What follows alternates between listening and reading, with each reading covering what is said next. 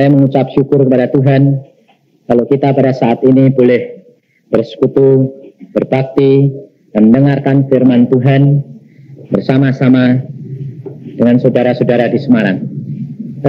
Saya sebetulnya memang dari Bandung, saudara, tapi sebetulnya orang Jepara, dan istri saya orang Semarang. Jadi kota Semarang ini tidak asing, karena saya juga di Semarang dari tahun 49 sampai 56.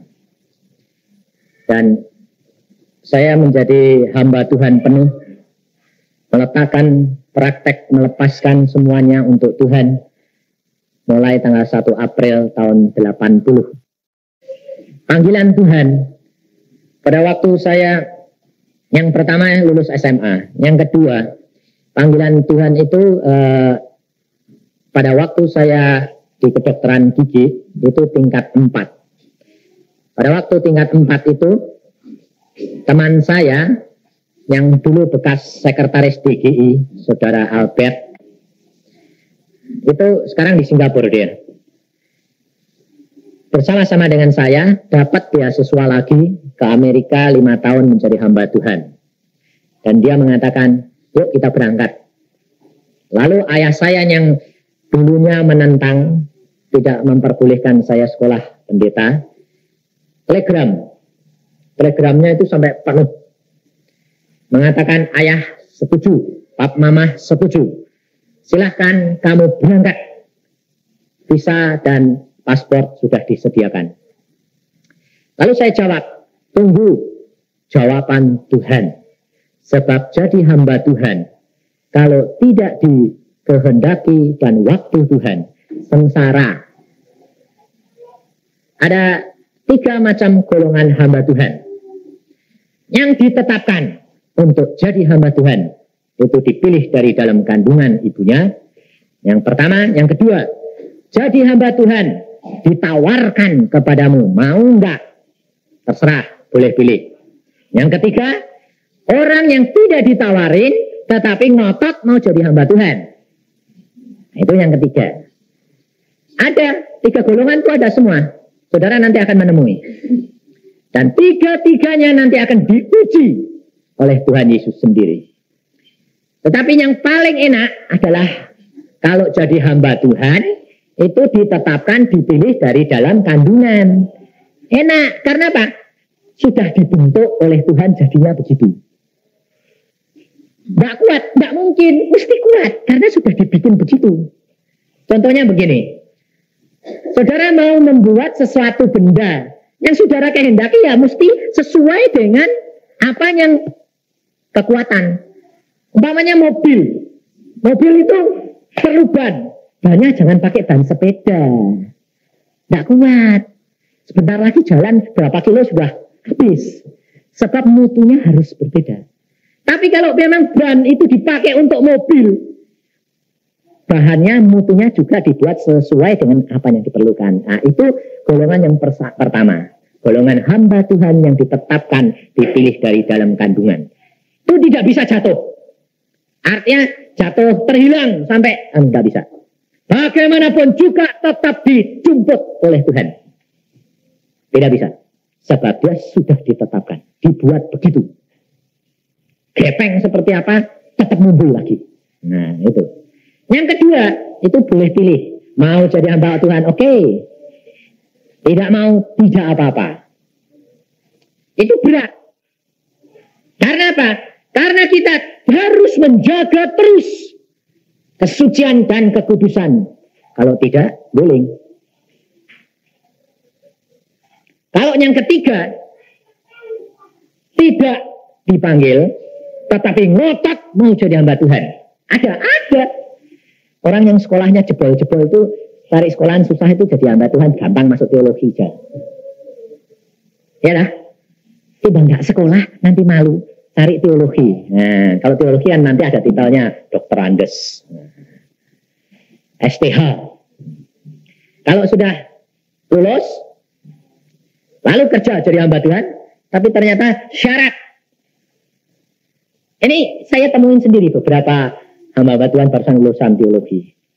Tanya, Saudara mau kerja di desa ini? Oh, mau. Syaratnya ada mobil, ada rumah, gaji cukup. Itu hamba Tuhan yang ketiga. Maka tidak heran kalau akhir zaman nanti Tuhan mengatakan ada orang berteriak-teriak, aku mengajar dalam nama Tuhan, aku membuat bersaksi dalam nama Tuhan. Tuhan Yesus berkata, aku tidak kenal kamu. Maka dari itu saudara-saudara, masa ini adalah masa yang terakhir. Engkau harus hati-hati. Belajar firman Tuhan dengan sungguh-sungguh. Supaya jangan sampai kamu ketipu. Karena iblis itu akan merupakan malaikat-malaikat yang suci. Ini benar. Saudara jangan ketipu dengan kata-kata saja. Hati-hati, sungguh. Pakai cinta kasih itu loh. Di Jakarta itu. Wah, ini ada pengabaran Injil. Namanya cinta kasih. Memang baik cinta kasih.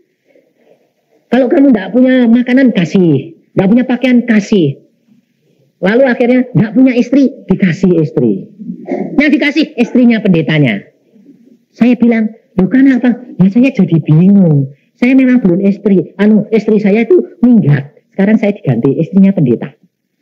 Katanya cinta kasih jadi kasih sungguh. Istriku istrimu. Wah. Itu apa? Itu cinta kasih yang palsu. Itu namanya percabulan. Itu iblis yang memakai serigala, yang memakai bulu domba. Maka hati-hati.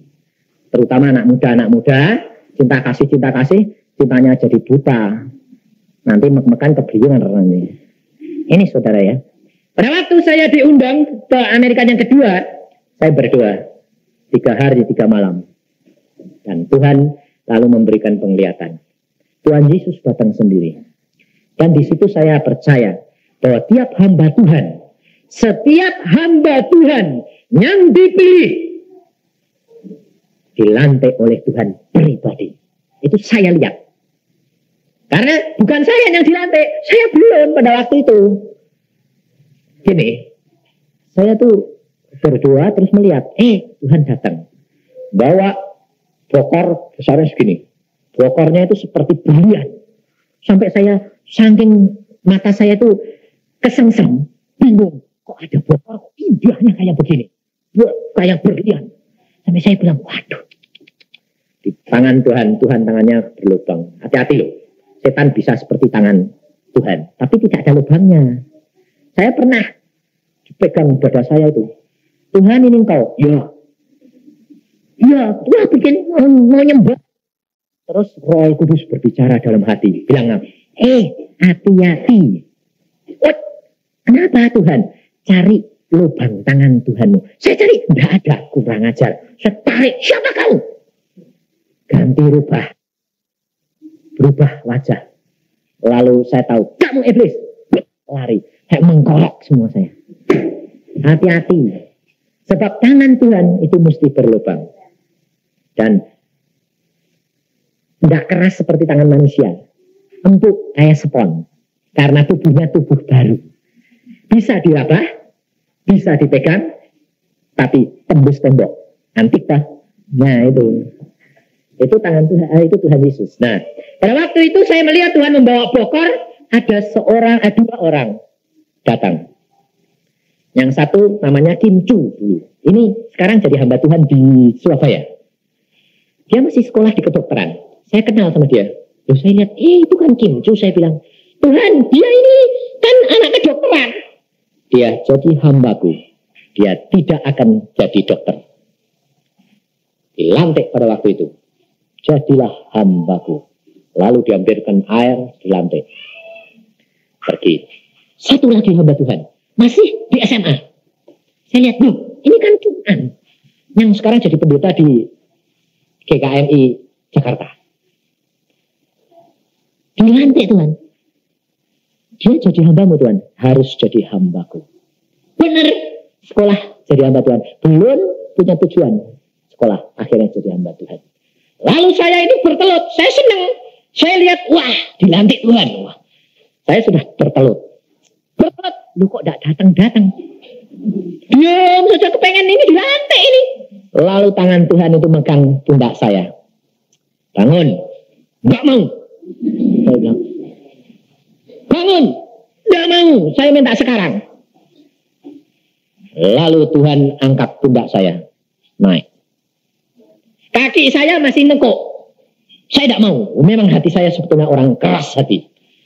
Kaki tetap ditekuk. Tuhan bilang, berdiri. Kaki itu jedut. Tak bisa dilawan. Ini. Firman Tuhan itu tidak bisa dilawan. Jedut. Berdiri. Terus saya, sekarang dong Tuhan. Saya bilang, tunggu waktuku. Selesaikan sekolah dokter gigimu. Sudah tingkat 4. Selesai. Jadi dokter. Praktek. Nanti aku panggil kamu sendiri. Kapan? Saya bilang, tunggu waktu Tuhan. Bokornya besar. Diangkat. Kamu tahu temanmu tadi aku kasih berapa? Segini. Ini akan aku karuniakan kepadamu. Kalau waktunya sudah sampai. Kapan? Sekarang dong Tuhan. Saya bilang, nanti. Terus hilang Tuhan. Lalu saya bilang, aduh, nggak jadi lagi. Lalu selama hidup itu frustrasi. Jangan dipanggil. Kok nggak datang-datang? Sekolah pendeta nggak boleh. Lalu saya bilang, Tuhan, saya tak sekolah pendeta ya. Sekolah pendeta itu yang ngajar kamu siapa? Yang bangga Tuhan. Lah kalau kamu sekolah sama aku, yang ngajar siapa?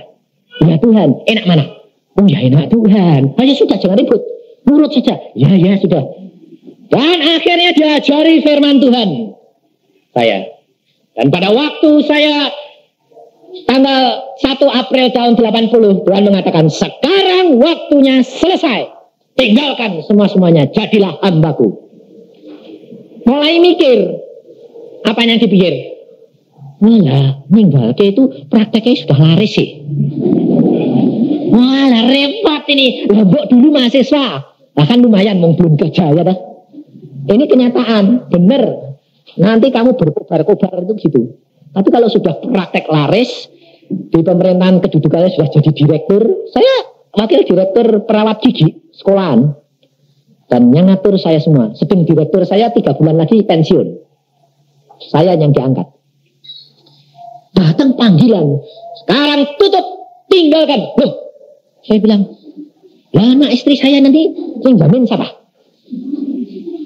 Bingung. Mulai not-notan ini. Dulu gak mau. Sekarang sudah gak mau ditarik. Saya bilang, kamu harus nurut. Ya. Tapi bagaimana Tuhan? Aku jamin. Kamu percaya enggak? Percaya. Ya sudah, tutup. Kemudian saya ngomong sama istri saya, prakteknya suruh nutup.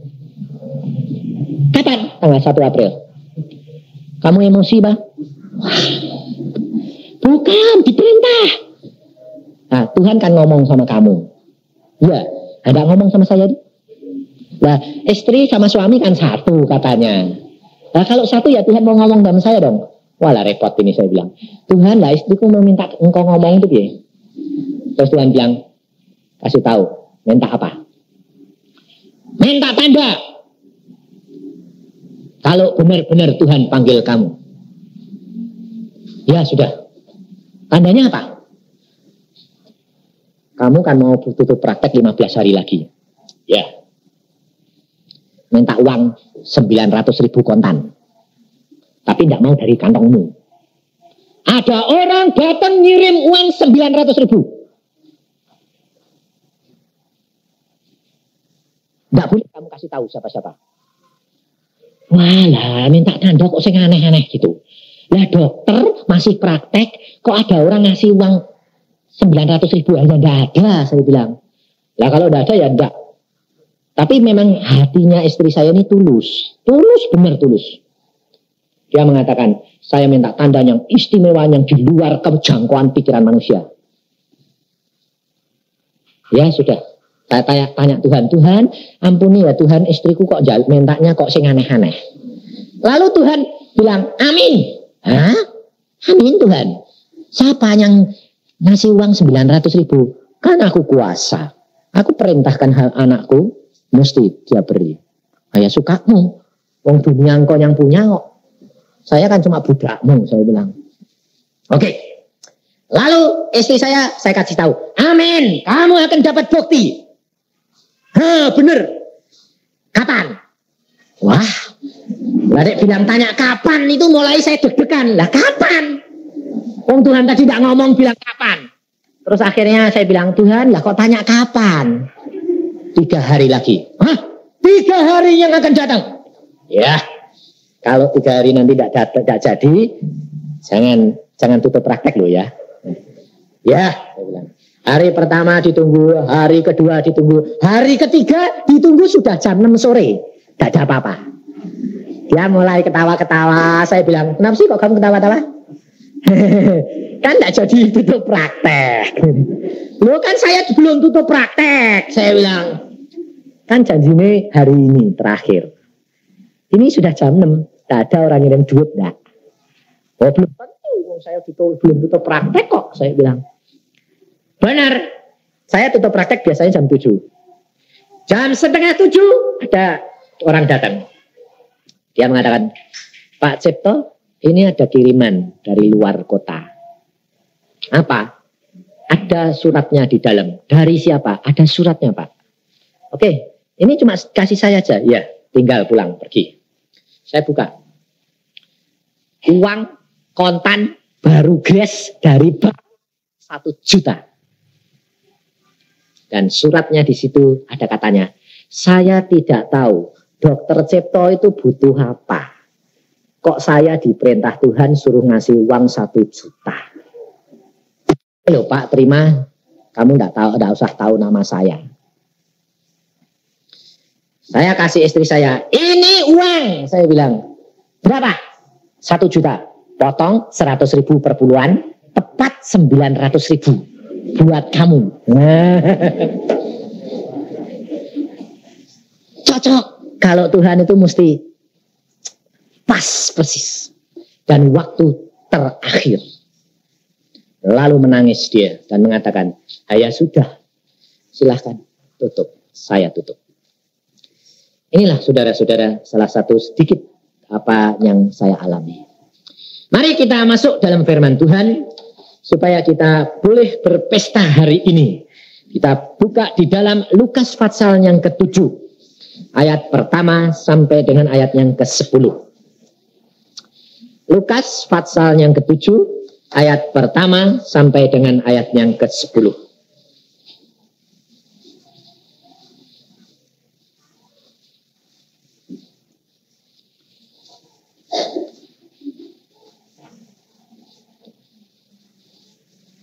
Demikian bunyinya. Setelah Yesus selesai berbicara di depan orang banyak, masuklah ia ke Kapernaum. Di situ ada seorang perwira yang mempunyai seorang hamba yang sangat dihargainya. Hamba itu sedang sakit keras dan hampir mati.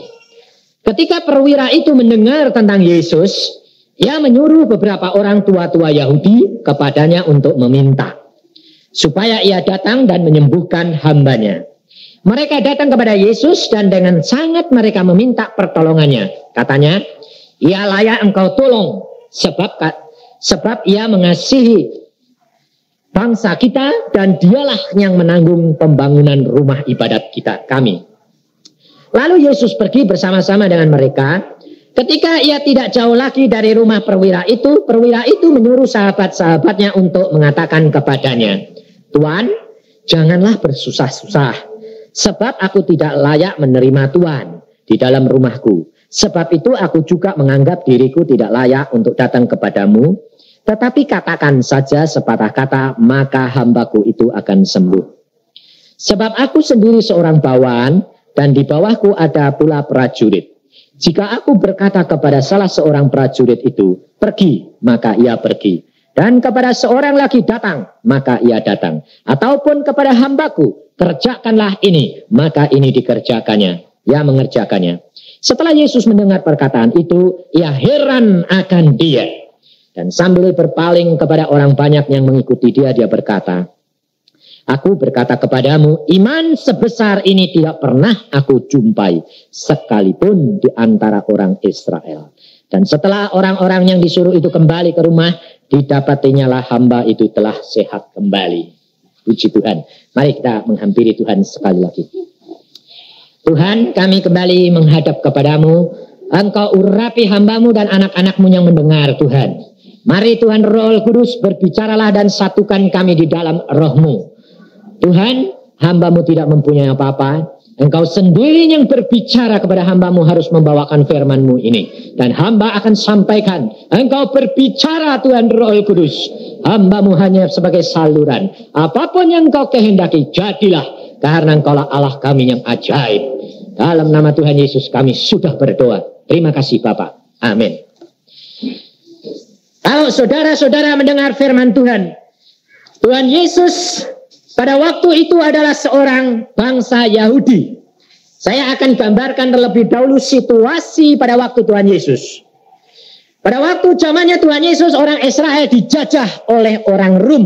Ini perwira adalah perwira Rom. Orang yang tidak percaya kepada Allahnya orang Israel. Dia ini berkuasa di dalam kota itu. Dan dia mempunyai seorang hamba yang sakit keras mau mati. Coba renungkan saudara-saudara. Dia seorang Rom yang mempunyai akal budi dan kepintaran. Dia seorang yang berpangkat, berkuasa. Kalau hambanya sakit, pasti dia cari dokter. Sebab zaman itu sudah ada dokter. Lukas itu dokter. Tabib tidak-tidaknya. Dia cari. Mesti. Dan dia sudah mencari kemana-mana, tapi hambanya itu sakit tetap mau mati.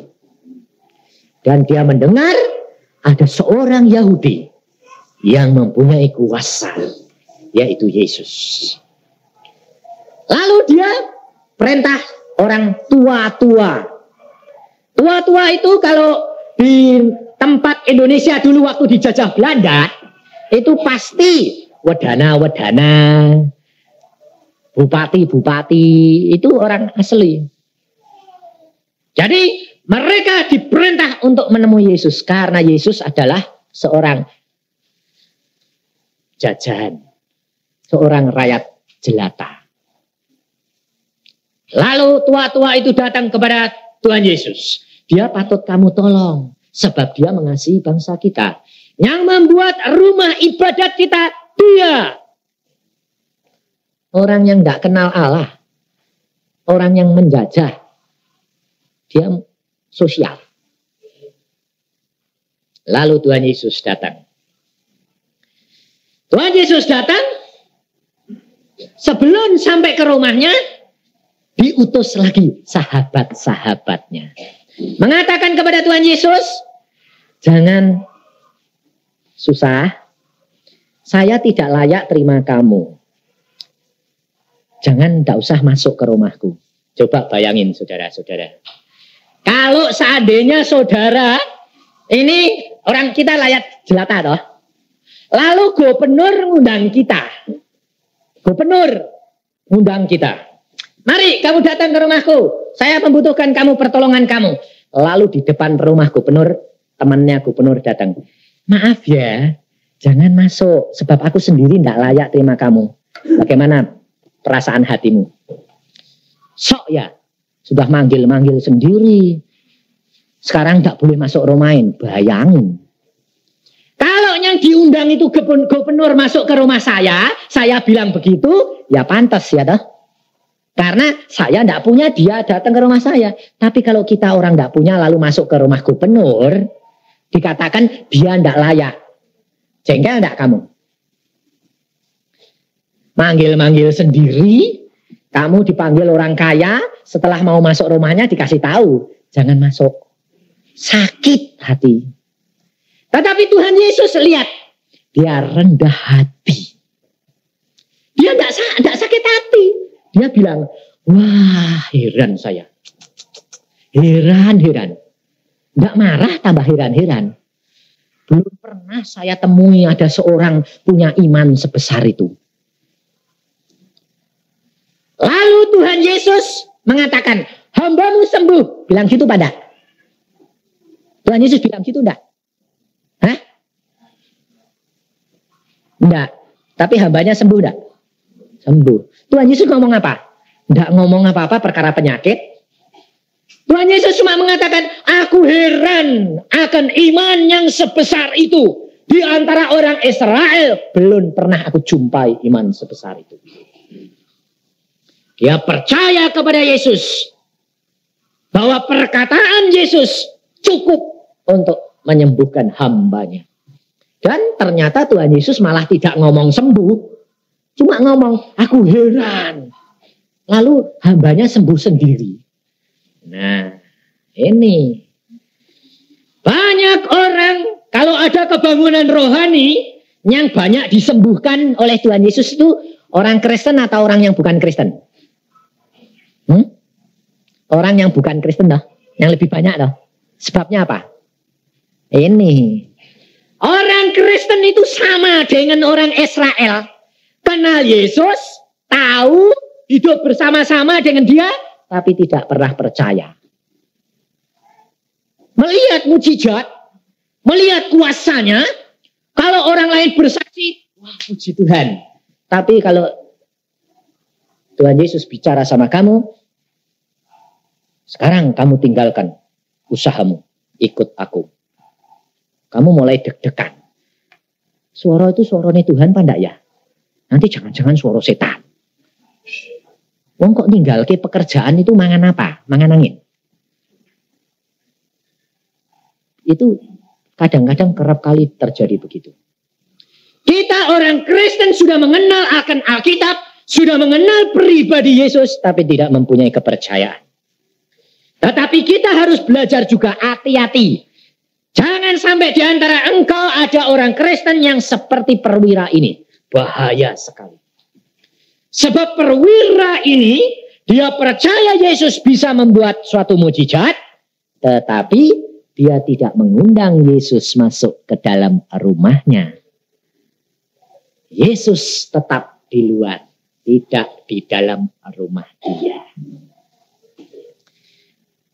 Orang Kristen bisa mengalami mujizat daripada Tuhan. Tetapi dia tidak pernah mengundang Tuhan masuk dalam hatinya. Yesus di luar, maka banyak orang yang disembuhkan dalam kebangunan rohani, kalau sudah murtad lagi. Karena dia hanya percaya kepada mujizat, percaya kepada kuasa daripada Tuhan Yesus, tapi tidak mengundang Yesus masuk dalam hatinya. Maka dari itu hati-hati. Jangan engkau jadi anak Tuhan, jangan engkau jadi orang Kristen hanya mengejar mujizat, mengejar kesembuhan, mengejar kekayaan. Kan Tuhan yang punya langit dan bumi. Lalu mengejar segala karunia-karunia, mengejar segala perkara-perkara untuk yang menunjang saja percuma. Tapi cari Yesus dalam hatimu, maka engkau punya segala-galanya. Undang dia masuk. Itulah yang pertama. Orang bisa mengambil kuasa Yesus. Orang bisa menggunakan nama Yesus. Maka Tuhan Yesus berpesan, kamu harus melihat tiap-tiap pohon dari buahnya. Jangan percaya begitu saja. Buahnya yang lihat harus buah-buah roh. Dalam Galatia 5:22. Kalau tidak ada buah-buah roh, jangan percaya. Biarpun dia mengatakan nama Yesus. Saudara harus hati-hati karena masa ini masa yang jahat. Banyak serigala-serigala berbulu domba. Mereka mengatakan kasih, kasih, kasih. Tetapi hanya ingin menyesatkan saudara dan saya. Tuhan Yesus berkata kalau waktunya tidak disingkatkan, maka orang yang terpilih pun dapat terhilang. Bayangin saudara-saudara. Saya membayangkan mengerikan luar biasa. Karena saya tidak dapat membayangkan bagaimana sengsaranya di neraka. Nanti. Setelah membaca pengalaman orang-orang lain, maka neraka demikian menderita. Dan firman Tuhan berkata, pada waktu Pak Yusuf Roni, dia dibawa Tuhan ke sana juga, dia mengatakan, orang di bawah hukuman berteriak-teriak seperti itu. Dan saya sendiri sudah dibawa oleh Tuhan ke Firdaus. Di sana saya melihat damai sejahtera yang luar biasa. Makanya saya mengatakan tidak takut kesusahan di dalam dunia. Apapun yang terjadi silahkan. Karena aku tahu tempatku di sana. Damai sejahtera dan mulia. Maka dari itu saudara-saudara, kalau kamu dalam keadaan lemah, pegang firman Tuhan. Aku sudah menyediakan tempat bagimu, kata Yesus. Kalau aku sudah selesai, aku akan datang menjemput kamu. Inilah Tuhan yang pesan dan yang teguhkan firman-Nya di dalam iman percaya kita. Bahwa dia ya dan amin. Dia tidak pernah berubah. Dan dia memang hidup. Dan dia menemui anak-anaknya. Di Bandung ada seorang, dia tekun berbakti. Sakit, tidak sembuh-sembuh, keluar darah. Akhirnya dia mau mati, dia bilang, lebih baik saya mati. Dia pergi ke kuburan. Lalu dia bilang, saya mau cari Allah yang sungguh. Di mana Allah yang sungguh? Dia pasti berkuasa. Dia puasa 10 hari 10 malam. Terus, karena dia memang maksudnya mau mati di situ. Jadi kalau di kuburan itu sudah kebenaran, tidak ada yang ngurusi. Lalu hari yang ke-10, Tuhan Yesus datang sendiri. Lalu Tuhan mengatakan, kamu mau sembuh? Kamu mencari Allah yang maha kuasa? Iya. Kamu siapa? Kalau kamu mau kenal aku, ganti lakon. Temui orang yang namanya ini. Orang yang namanya itu tuh polisi yang bekas dulu nangkap dia. Dan dia pulang dengan sehat. Dan dia mencari orang yang disebutkan tadi. Setelah dicari, orang yang dicari-cari ini sekarang sudah jadi hamba Tuhan, tapi ketakutan. Waktu pulang ditanya, Pak ada yang nyari, siapa? Si ini. Wah, jangan-jangan nyari saya mau digebukin. Ini balas dendam. Jadi tidak mau. Hamba Tuhan ini malah lari. Kalau pulang malam. Ditungguin tidak pernah ketemu. 2 hari, 3 hari ini orang penasaran. Mulai jam 3 pagi nongkrong di depan rumahnya. Depan pintu. Memang hamba Tuhan ini mau pergi jam 4. Mau meruput pergi mengabarkan Injil ke desa-desa. Dia pikir kagetnya setengah. Hah? Kok kamu cari saya buat apa? Kamu ini kok saya cari-cari. Wah mulai gemeter deh. 3 hari kok enggak mau menemui saya. Bukan begitu. Dia bilang. Kamu cari buat apa? Terus dia bilang. Saya itu harus ketemu kamu. Ya buat apa? Kamu sekarang kerjaanmu apa? Oh saya penginjil. Hah? Kamu penginjil? Ya. Pantesan. Kenapa? Saya harus ganti lakon. Lalu dia sekarang menjadi hamba Tuhan. Mereka akan dijangkau sendiri oleh Tuhan. Karena Tuhan tahu kalau saudara sama saya yang jangkau selalu dalam ketakutan. Lalu Tuhan bekerja dengan sendirinya. Firman Tuhan berkata, pada waktunya nanti mereka akan dipanggil oleh Tuhan pribadi. Dan sekarang banyak yang sudah dipanggil. Jadi saudara, jangan sampai engkau dan saya ketinggalan. Hati-hati, jangan sampai seperti bangsa Israel. Maka perwira-perwira itu, orang kafir itu, dia percaya. Dia melihat mujizat Tuhan. Dia melihat kuasa daripada Tuhan. Tapi orang Israel sendiri tidak mengalami apa-apa. Karena apa? Karena mengatakan percaya. Tetapi sebetulnya tidak percaya. Kalau kamu percaya, kamu harus bertindak. Dan aminkan tiap-tiap kata Yesus. Jalankan. Maka kamu akan melihat hasil yang gemilang. Karena Yesus itu tidak berubah. Tapi untuk sampai ke situ tuh bagaimana? Ya Pak Yusak sih ngomong tuh gampang. Tapi coba Pak, kalau kamu ngalami sendiri yang sakit. Ya, saya sendiri sudah pernah. Jangan dikira saya tidak pernah. Saya berani bersaksi di sini. Saya berani meninggalkan semuanya. Karena saya ngalami bahwa memang manusia hidup bukan dari roti, tetapi dari tiap-tiap firman daripada Allah. Bukan berarti saya lalu tidak makan. Saya tidak butuh duit. Tidak. Tuhan perintah orang lain yang diberkati dengan kekayaan. Kirim dong, Yusak kasih makan. Mesti begitu. Jangan saudara kira bahwa saya kalau melayani gini itu lalu dapatnya banyak. Enggak.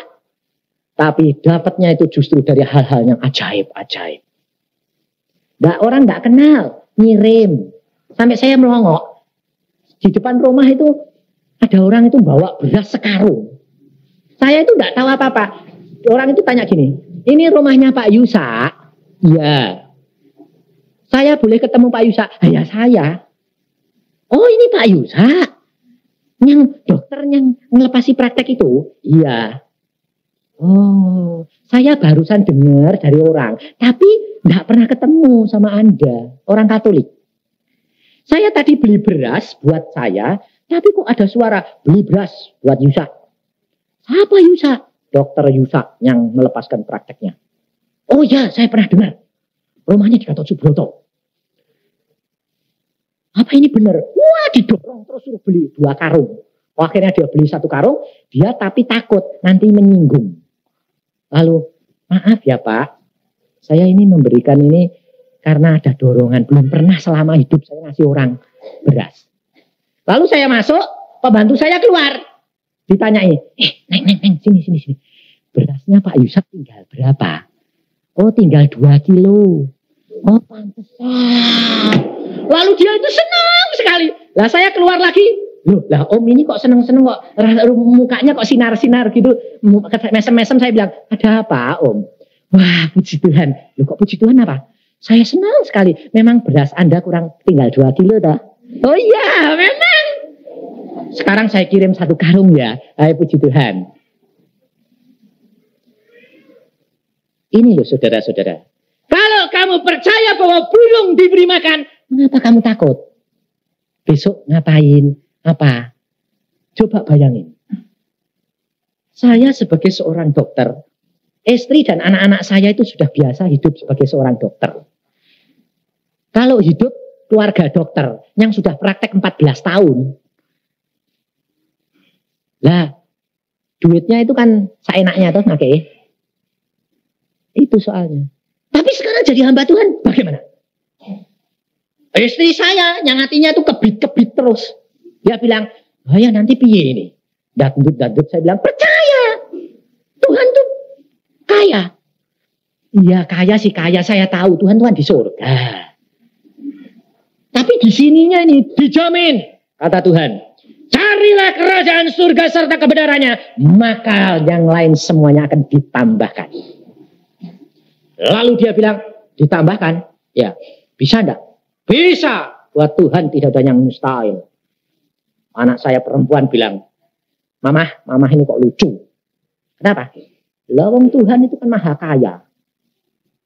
Kalau papa praktek dokter, 1 bulannya minimal 300-400 ribu buat kebutuhan keluarga. 300 sampai 400 ribu. Sekarang jadi hamba Tuhan, ya pasti toh Mama ditambahi toh duitnya. Enggak 300 mesti minimal 500 dong Mama. Sebabnya apa? Lah Mama coba cari pembantu. Pembantunya digaji orang 5.000. Kalau diundang Mama gaji 5.000, enggak mau enggak.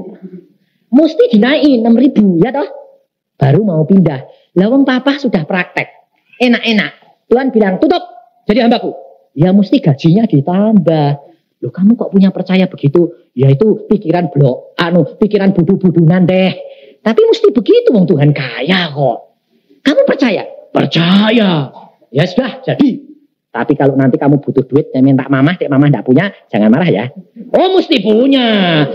Mama tinggal begini. Saya kan istri. Anakmu minta uang, mana? Jadi mama minta papa. Lah papa? Papa ya telepon ke surga. Saya bilang, Tuhan, dia minta loh. Engkau janji jamin nih. Jamin dong Tuhan. Gitu saja. Kamu kok siapnya percaya? Tidak tahu, saya yakin. Dan saudara percaya, sejak saya meninggalkan profesi, tidak pernah Tuhan tinggalkan. Minimal 500.000. Bulan yang lalu saya dikasih berapa? 900.000. Saya sampai melongo. Loh, saya itu bulan yang lalu, setengah bulan di rumah. Baca Alkitab, sembahyang, nongkrong, ngobrol dengan Tuhan. Duitnya datang sendiri. Aneh enggak? Enggak usah takut. Tuhan kirim. Tapi jangan merasa, wah diberkati Tuhan, kantongi kebek. Nanti mondol-mondol, nanti jatuhan. Sebabnya melendung. Jangan. Kalau Tuhan bilang salurkan, salurkan. Saya kalau terima, saya bilang, Tuhan, ini untuk siapa? Untuk Yusa. Oke, terima kasih Tuhan. Kadang-kadang terima dari Jakarta. Tuhan, ini untuk siapa? Untuk teman saudaramu seiman. Dia. Seorang pengusaha. Saya bilang, loh mbak pengusaha kok, Bok. Suruh ngasih Tuhan. 100.000, 50.000. Tidak apa-apa, berikan. Kamu tidak tahu. Oke, saya salurkan. Mari, maaf ya, saya ini cuma menjadi saluran. Ini berkat saya terima dari Jakarta, hanya lewat saja. Saya ini cuma saluran dilewati. Serrrr, terima. Nah, terus, lu kok Pak Yusa ngasih saya, enggak saya ngasih Pak Yusa. Oh enggak, saya enggak ngasih kamu. Saya cuma dipakai saluran, gerojok-gerojok lu ngomongmu. Habis itu ya tidak tahu kamu butuh apa. Menangis. Karena bayar utangnya kurang 50.000 persis pagi itu. Kalau tidak, dia dipermalukan. Saya pulang, saya sukacita. Puji Tuhan, saya jadi saluran. Pulang sampai rumah, istri saya bilang, ya iya, enak toh. Kenapa? Nyalurin goban 50.000. Sekarang terima lagi tepak jeng. Nah, aku coba tadi tidak disalurin, terima cuma 50.000. Sekarang karena kamu salurkan, terimanya double 2 kali. Lah mau dipakai saluran diopai. Nah, saya bilang itulah Tuhan yang ajaib sekali. Jadi tidak usah takut. Hidup dengan Tuhan itu jangan khawatir. Apapun yang terjadi, terjang saja. Kalau itu dengan Tuhan, maka segala perkara terjadi. Kalau saudara mempunyai sakit, saudara tidak usah mengatakan, Tuhan sembuhkan. Kamu hanya berkata, aku percaya engkau tabib di atas segala tabib. Kalau engkau berfirman, segala perkara dapat terjadi. Dan kalau dia mengatakan, ucapkan syukur, percaya saja, pasti jadi. Tapi saudara kerap kali melihat kenyataan. Lah katanya, Tuhan mau nyembuhin, kok jadinya malah mau mati. Lah bingung. Udah mulai matanya ngocor terus, Tuhan kasihani saya sih Tuhan. Kasihani ya Tuhan. Enggak bakal sembuh-sembuh. Karena apa? Tuhan tuh paling gak suka orang kasihan diri sendiri. Salah satu alat iblis yang dipakai untuk menyerang anak-anak Tuhan adalah kasihan diri sendiri. Jangan sekali-kali kasihan diri sendiri. Maka dalam Alkitab saya, pada waktu saya di dalam pengasingan selama 3 bulan, hidup sendiri dengan Tuhan secara pribadi, ditulis di sini. Tuhan mengatakan, tulis di dalam Alkitabmu, jangan kasihan diri sendiri, karena itu jerat bagi hamba Tuhan. Karena kalau sudah mulai kasihan diri sendiri, maka iblis akan masuk dan kuasa Tuhan tidak akan dapat menjangkau kamu. Tetapi ucapkan syukur dalam segala perkara. Meskipun matamu melihat kenyataan yang berbeda, tapi percayalah, jangan kamu bimbang. Sebab pada waktu Tuhan Yesus mau menyembuhkan seorang yang umurnya 12 tahun, semua orang nangis. Tuhan Yesus berkata apa? Oh, dia tidak mati, hanya tidur. Orang lain ketawa. Kenyataan mati tidak? Mati, tapi harus bangkit kalau Yesus menghendakinya. Ini pada waktu anak saya sakit juga begitu. Waktu sakitnya sudah parah sekali, dokter mengatakan mati anak ini. Tidak bisa. Sebab apa yang diminum keluar. Apa yang dimakan keluar. Mesti mati. Dan panasnya itu 2 minggu. Selaput otaknya sudah meradang. Kalau sembuh, buta, tuli, atau gila. Tapi waktu kami sudah serahkan, saya mengatakan pada istri saya, yuk kita berdoa. Tuhan, apa yang harus kami perbuat dengan anakku ini? Kalau engkau mau bawa pulang, silahkan. Kalau engkau mau kembalikan, terima kasih. Semuanya demi kemuliaan nama Tuhan. Pulang, untung. Sekarang saya tahu Firdaus sudah menanti dia. Lalu pada saat itu, seorang adik saya dipakai Tuhan. Mengatakan, hanya dengan doa dan puasa anakmu sembuh. Saya mengatakan, amin. Mari, istriku sembahyang dan berpuasa. Kita puasa. Lalu obat semua stop. Lalu kita puasa. Hari pertama, tambah buta. Gelap, gelap Papa, gelap. Hari kedua, Papa, kenapa tidak bersuara Papa? Tuli. Hari ke-10, anak itu berkata, Mama, Oli, mana Papa? Kenapa? Saya mau berangkat. Nanti jam 3. Menjurus kepada kematian. Hari ke-10 kami puasa. Padahal firman Tuhan berkata, hanya dengan doa dan puasa anakmu sembuh. Tapi kenyataan yang kita lihat, tiap hari menurun dan akhirnya mau mati. Dan pada waktu saya datang dari kantor, telinga saya ini ada yang berbicara, anakmu mati, anakmu mati, anakmu mati. Dan saya mengatakan, puji Tuhan, kalau anakku harus pulang. Firman-Nya dia tetap ya dan amin. Tapi kalau dia mengendaki pulang, amin. Lalu karena kata-kata itu terus, akhirnya di sekolahan, saya ngarang apa? Ngarang khotbah kematian anakku. Saya mengatakan, kalau anakku berangkat, jangan ada air mata. Karena saya tahu dia di dalam Firdaus menanti saya. Sukacita karena bertemu dengan Tuhan kita Yesus Kristus. Lalu saya pulang. Saya tanya ayah saya. Karena saudara-saudara kumpul semua sudah. Karena itu cucu pertama. Saya saking ini banyak bilang anakmu mati, anak mati. Saya ketemu papa sudah mati. Kaget papa marah setengah mati. Bapak gila. Wong anak eloro kok malah takon-takon wis mati. Lah latah, ini tuh latah. Ngomong di sini terus karena itu setan mau menggoyahkan iman percaya kita. Latah saya. Loh, enggak mati. Memang mati, tapi aja tanya mati. Oh, itu loh anakmu panggil kamu. Kenapa? Dia mau berangkat nanti jam 3. Mak, iya. Loh kok mati? Tapi firman Tuhan berkata, percaya saja. Amin. Saya bilang, saya masuk kamar. Semua keluar, saya bilang. Semua keluar. Sebab yang lain nangis terus. Nanti kan saya terpengaruh. Dah, keluar. Saya tanya, kamu mau berangkat? Ya papa. Jam berapa? Jam 3. Pada waktu itu 2:30. Oke. Tunggu papa di Firdaus. Yuk kita sembahyang dulu ya. Supaya kita siap untuk bertemu dengan Tuhan. Lalu saya ajak berdoa. Di dalam doa saya mengatakan, Tuhan saat ini garansi. Anakku sekarang aku berikan kepadamu. Lihat. Kalau engkau kembalikan, harus ada jaminan besok masuk ke dalam kerajaan surga. Karena masa ini masa yang jahat. Di mana orang-orang itu penuh dengan kejahatan. Siapa tahu kalau anakku besok akan terhilang. Sekarang engkau lihat. Kalau dia engkau berikan kembali, dia harus engkau selamatkan. Tapi kalau dia akan terhilang, sekarang juga bawa pulang. Lalu setelah saya berdoa, anak ini berdialog. Sebentar bilang, enggak, Tuhan baik.